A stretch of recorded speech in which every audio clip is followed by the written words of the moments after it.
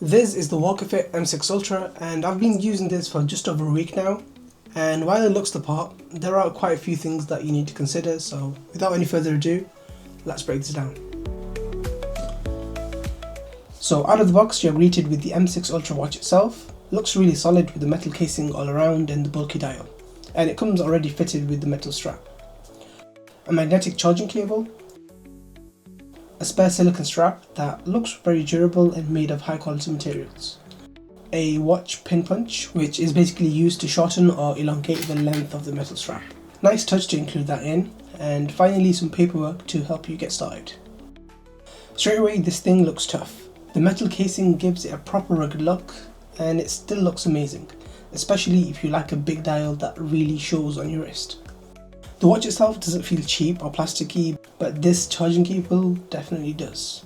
It feels like hollow plastic and the magnet isn't the strongest in the world, but it works and I guess that's the main thing.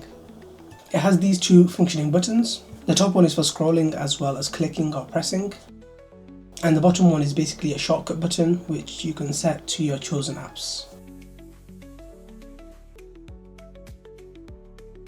It's nice that it comes with the two straps as well as the watch pin punch, because this is meant to be a budget smartwatch, so anything extra is really a bonus at this point. The metal one is heavy and built of high quality, as well as the silicone strap which has two free strap loops, these things. And one of them has its own section so it doesn't move about. That's a tiny detail, but it's worth mentioning because I absolutely hate it when a watch strap is just dangling at the end like this. So this just makes it feel really tight.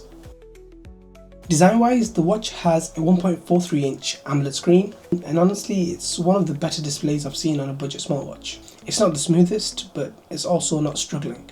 You won't see any kind of lag or glitch, well, at least I haven't anyway. It isn't running any kind of known operating system like a Wear OS, so it won't have any third-party app support.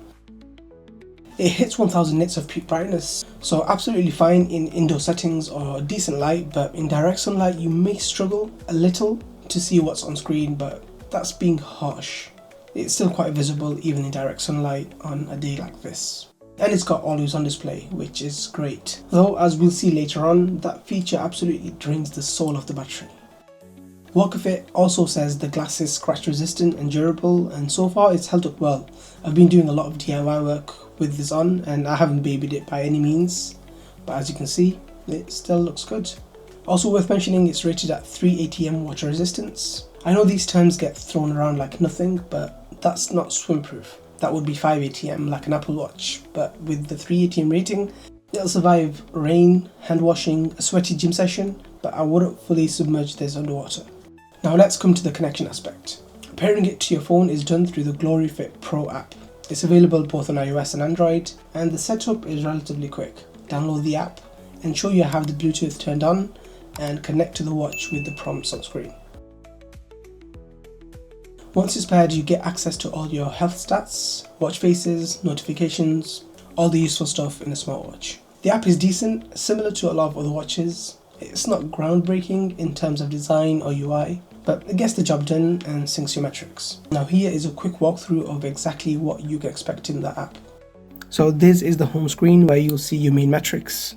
So step count, distance, calories, heart rate. So you can see the sleep metrics here, and similar to other apps we've seen, it breaks down from deep sleep to light sleep, REM, awake and all that kind of stuff.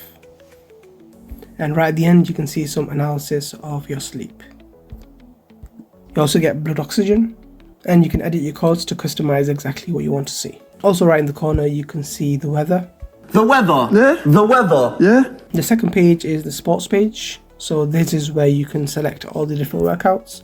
There are 170 in here, so if you click that plus icon you can see all these different sports, and not all of these are sports. So if you scroll right to the end you can see something like elevator, standing still. This basically has anything you can imagine and calls it a sport.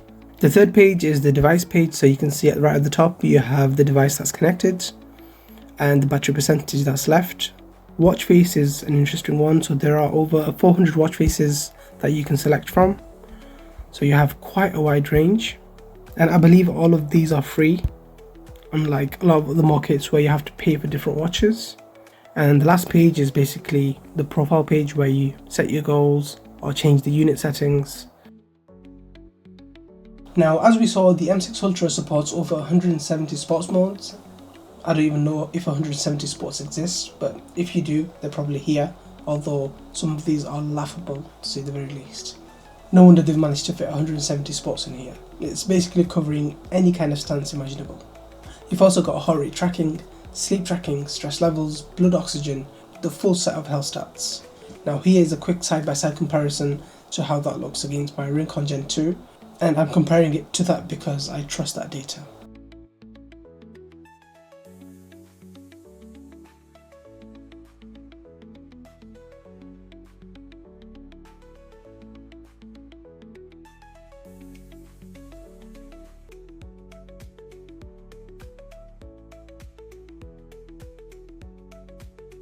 One thing I noticed with this is even when I was in a moving vehicle, the watch kept telling me to stand up and walk a few steps. Like, I'm literally moving at 70 miles an hour. That suggests there's no proper GPS integration in this, so it doesn't have movement awareness. It just sees that you're stationary and tells you to move, which is not ideal. And another weird thing, which is probably the biggest drawback, is the time goes completely out of sync when the watch disconnects from the Bluetooth or the app. If you leave your phone behind, go out of range or turn the Bluetooth off, the watch can end up showing the wrong time. It only fixes itself once you reconnect to the phone. And for me, that's a big fail. Even big is an understatement here. Like, it's a watch. It should tell you the correct time regardless of whether you're connected or not. That was really disappointing because they've done well in other things. Yes, the sports modes are just made up, but with this timing issue, it's really hard to justify this at any cost. Now on the flip side, there are some pretty cool features. You can take calls directly from the watch thanks to the built-in mic and speaker. You have music control, voice assistant, all that stuff is there. Tell me an interesting fact. A shrimp's heart is in its head. Okay. And you've got the 400 watch faces to choose from, so you can customize it exactly how you like and to your style. Right, let's talk battery. WalkerFit claims up to 15 days of battery usage or 60 days on standby. And no. I fully charged this up to 100%, and after just 36 hours the battery was already down to 61%. So if you do the maths, that's about 3 to 4 days max. Now to be fair, I did have the always on display enabled, which will drain the battery faster, but even that was on a schedule, so it would turn off during the night and only be on during the selected hours. But even then, I expected this to be closer to the 15 days, if not at the halfway mark at 7 to 8 days. As for the 60 days on standby modes, I'll have to report back in 2 months because I've not actually had it that long. Charging is kind of decent, about 2 hours for a full charge with the magnetic cable. Now the good news is, this thing is priced under $100, $79.90 as we speak. For what you get, that's pretty solid. It is rugged, has a sharp AMOLED screen, call handling, too many sports modes, and some surprisingly polished features for the money. The time sync issue is a big red flag. The battery life claim doesn't hold up, and the movement alerts while traveling suggests a lack of GPS. So while it looks and feels like a premium rugged watch, it is still lacking in the other important areas that even a budget device should definitely cover. If you want something simple that looks tough, handles basic health tracking, and you know you'll always have it connected to your phone, the M6 Ultra could work for you. But I'm hoping they have a few software updates that can fix these odd quirks. That's all for now. Leave your thoughts in the comments below. If you want to see more videos like this, smash that like button, subscribe to the channel. Thanks for watching, and I'll catch you in the next one. See ya!